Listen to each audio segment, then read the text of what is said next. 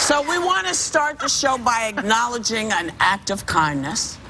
An Oregon man was on his deathbed, and his ex-wife and best friend found a way to bring him comfort in his final moments. Here's an excerpt from his obituary. The last thing she said to him was, "Donald Trump has been impeached." Upon hearing this, upon hearing those words, he took his final, gentle breath. His earthly work had been concluded.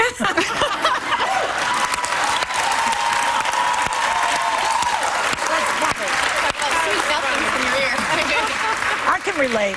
Yeah. I mean, if I was on my deathbed and they told me that, I think I would pull the plug out and jump and do the gym. I'm alive again. It's like a cure for all diseases. So days after nationwide protests demanding that you know who finally released those damn tax returns, the White House and Republicans are still sticking to their story. But it is not going over so well anymore. Take a look. The president is under audit. It's a routine one. It continues. And I think that the American public know clearly where he stands. This was something that he made very clear during the election cycle. As far as I'm aware, the president says he's still under audit. And he says he's going to release them when they're done.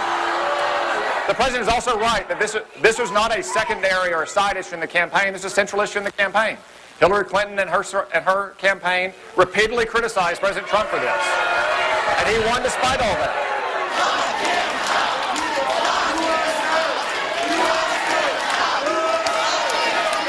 That was Republican Senator Tom Cotton getting heckled.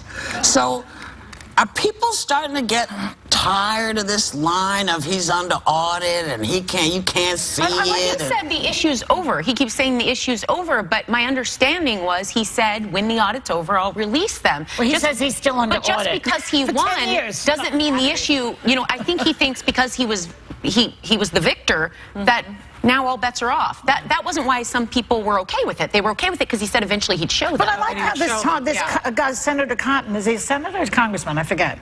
Senator. Congressman. Senator. He's saying, Hillary Clinton said something about it. They keep bringing Hillary Clinton back into it. They need to let that go. Yeah. You know, just look at Trump's previous tapes where all he did was talk about how Obama does not have transparency over and over and over again with the transparency. Or the golfing. Yeah. And everything is, you know, not only that, but he argued, this is the guy, Trump, who argued for transparency. How many times did we have to hear about Obama's birth certificate? Then he was interested in transparency. Yeah. Now that it comes to tax returns, he's not interested in transparency anymore. My question has been, is he really under audit? Because if you are, then the IRS sends you a letter indicating that you're under audit, and then he can release at least that.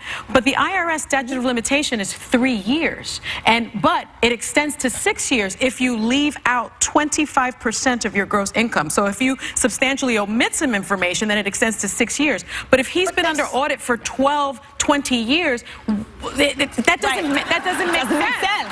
Right? Does he say he's been under audit for that many years? Yes. Yeah. I thought he just meant for one. He said every year he's under audit. It's been about 12 years. He also said this. That's longer than an elephant is in gestation. The elephant can give birth faster than that. I don't know that I believe that he has been consistently under audit because the IRS regulations don't really allow it. But this is what's interesting. Chris Cuomo, my friend, said, asked him, you know, why are you always being audited? He said, maybe because of the fact that I'm a strong Christian. What? Donald Trump said that? Oh, that's crazy. That's Sonny. In 2 Corinthians, they do say that. Good one. Good callback.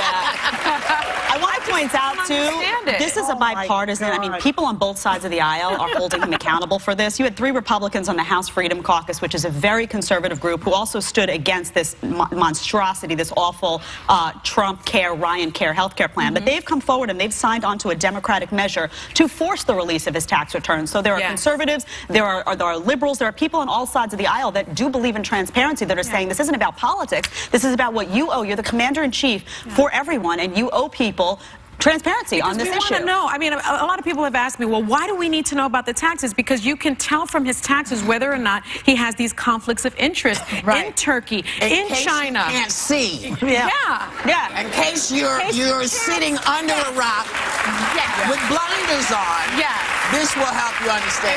It would help that. People that can't see don't care. Well, you know, but you know, at some point, you're going to have to care because it's going to happen. The taxes are going to come out. And, you know, it's just the way it is. And a new poll found that it's not just taxes people are tired of. More than half of Americans say they don't believe what he says anymore. I think this is an issue. Well, I think it's also, if you look at the breakdown, what was interesting to me is that conservative support has dropped, independent support has dropped. So it's not just Democrats, it's not just liberals that are out there saying, I don't believe him. It's people across on all sides of the aisle. And we've talked about what I think that the real issue is going to be is people's pocketbooks. Whether or not they believe what he says, he's been making a lot of promises to people about their health insurance going down, about their jobs going up, about them being able to keep more of their hard-earned cash. Those are all great things that you say. But people are going to be able to look, and they're going to look at their checkbook, and they're going to look at their health care plan. They're going to be able to see whether or not those promises are kept. And I think that's going to be the test of his presidency. He's already proven that his promises are not being kept. Every single issue. Well, I think no, I think he's kept some. You may not like them. Well, I think when he did the travel ban, I think on national security. The travel ban but that was a promise that he kept that he would attempt to fulfill. I think that on so just on national security. So the attempt counts, even if it fails. Well, yeah, I think so. I think if he's out there and he's trying to do something, he's very good with smoke and mirrors. He's very good with smoke and mirrors, and he's been doing it. And you know, speaking of smoke and mirrors and lies, I need to clear up a lie that was posted online this morning.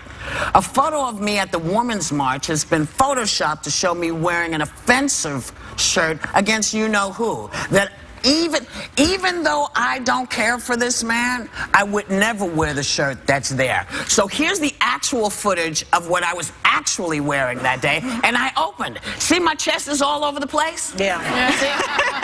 That's me in that shirt.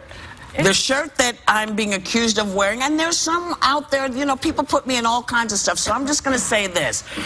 You know, if you feel like that, if you feel like the sentiments on that shirt, grow a pair and you wear it. But don't put it on me because you think it's easier. Because quite honestly, I'll tell you how I feel. Every day, half of the country despises me, half the country loves me. But you know what? I stand up. You see my face. Don't put stuff on me that I haven't done. Don't do it. We'll be right back with more.